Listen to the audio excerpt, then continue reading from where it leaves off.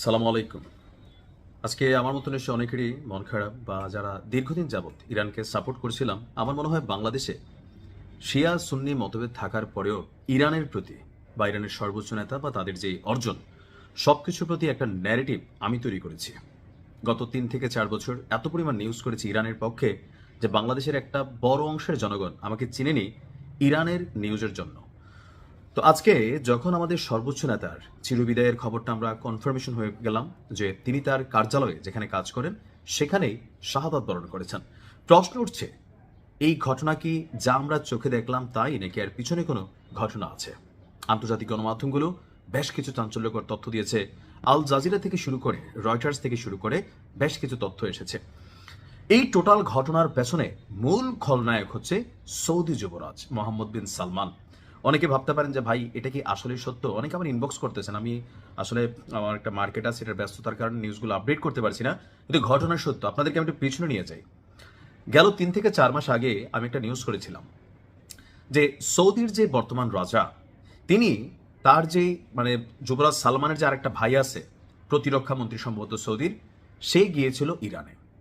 তো আমরা দেখছিলাম পজিটিভ নিউজ করছিলাম যে দেখো সৌদি ইরান এক হয়ে গেছে, মধ্যপ্রাচ্যে বাঘ সিংহ যখন কাঁধে কাঁধ মিলিয়ে চলবে জঙ্গল শান্ত হয়ে যাবে। কিন্তু পরবর্তী সময়ে আন্তর্জাতিক গণমাধ্যমে প্রকাশিত হলো ওই সফরের মধ্যে বাদশার লিখে একটা চিঠি নিয়ে গেছিল ইরানের কাছে কি যে আমেরিকার সাথে পাঙ্গা নিও না, ওই পরমাণু কর্মসূচিটা বন্ধ করে ফেলো। এখন সৌদি কেন ইরানের পরমাণু কর্মসূচি বন্ধ চায়?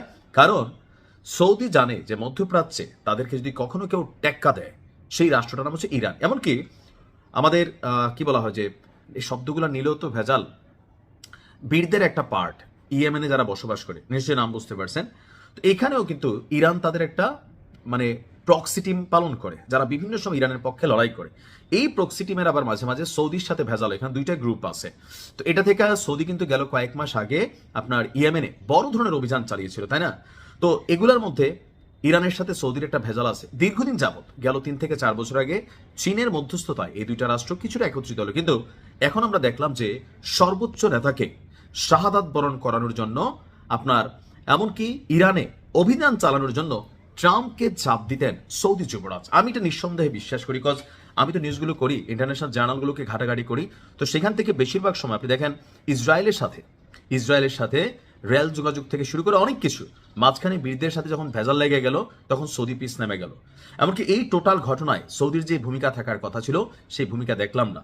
তো সৌদি যুবরাজ মোহাম্মদ বিন সালমান তার যে একক আধিপত্য মধ্যপ্রাচ্য জুড়ে করতে চায়, একটা রাষ্ট্র ছিল ঝুকাঙ্গানহি স্টাইলে, আর সেটা হচ্ছে ইরান। ইরান ছাড়া বাকি যে রাষ্ট্রগুলো আছে সেই রাষ্ট্রগুলো সবাই সৌদির বশ্যতা স্বীকার করে। আরেকটা কালপ্রিট আছে, এটা হচ্ছে আরব আমিরাত ওরফে দুবাই। আপনি দেখেন যে আমেরিকার সাথে যত ধরনের সাপোর্টিং ইস্যু দুবাই দিচ্ছে, ইরানের সাথে দুবাইয়ের ভেজাল আছে, অর্থাৎ আরব আমিরাতের ভেজাল আছে।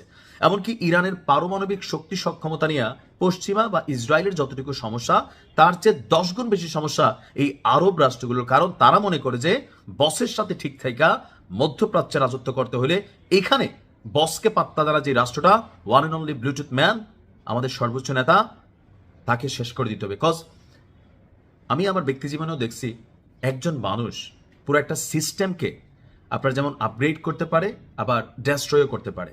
আমি বাংলাদেশের উদাহরণ দিই। শেখ হাসিনা যখন বাংলাদেশে ছিলেন এবং এই যে বাংলাদেশে নাই, পার্থক্য কি? একজন নেতার অভাব। তারেক রহমান বাংলাদেশে ছিলেন, বাংলাদেশে নাই। এখন পুরো বাংলাদেশে বিএনপি সাহস শক্তি পাচ্ছে কেন? তারেক রহমান দেশে আছেন। কর্মীরা কিন্তু এই দেশেই ছিল, শুধু নেতা ছিল না।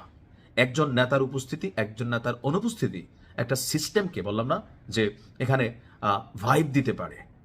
যে ইরান গত 45 বছরে তৈরি হয়েছে, বেছে বেছে গেল 1 বছরে সবগুলো মাথাকে শেষ করে দেওয়া হচ্ছে। আর এই টোটাল অভিযানের মূল টার্গেটটা ছিল, আমি তো আপনাদেরকে বলি, ছোটখাটো একটা উপজেলা পরিমাণ এরিয়াকে কেন্দ্র করে এই অভিযান চালানো হয়েছে যে আমাদের সর্বোচ্চ নেতা তিনি কোথায় অবস্থান নিতে পারেন। এমনকি তথ্যগুলো সৌদি, দুবাই, তাদের নিজস্ব লোক, তাদের গোয়েন্দা সিস্টেম, নেটওয়ার্কিং সবাই সর্বোচ্চ নেতাকে ঝুঁকাইতে চাইছে।